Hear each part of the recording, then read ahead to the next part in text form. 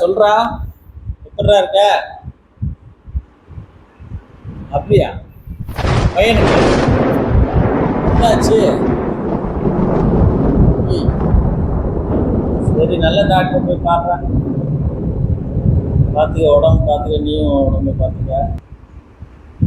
சரியா, சரி, போயிட்டு வந்து டாக்டரை பார்த்துட்டு வந்து எனக்கு சொல்லு.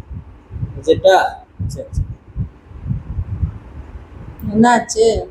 ஐயோ ஐயோ என்னுடைய பையனுக்கு சுகரு, பிபி, கொலஸ்ட்ராலும்.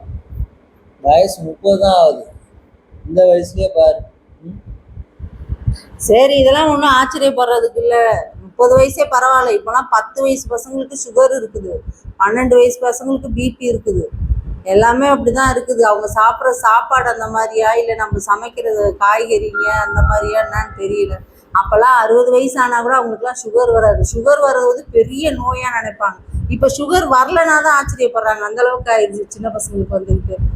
அப்போ வந்து அவங்களாம் கேழ்வரகு கூழ், கம்மங்கூழ் இதெல்லாம் சாப்பிட்டாங்க. சாமை, வரகு இதெல்லாம் சாப்பிட்டாங்க.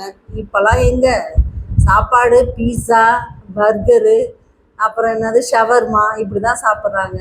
சரி, ஆமாம், சரி. இந்த மாதிரி கஷ்டப்படுற பிள்ளைங்க நம்ம அனுதாபம் தான் பண்ண முடியும். வேற என்ன பண்ண முடியும்? பசங்களாக பார்த்தா திருந்தணும் ஒரு சில விஷயங்களை பார்த்து. சரி விடுங்க, ஆறுதல் சொல்லுங்க. அப்புறம் என்ன பண்ணுறது?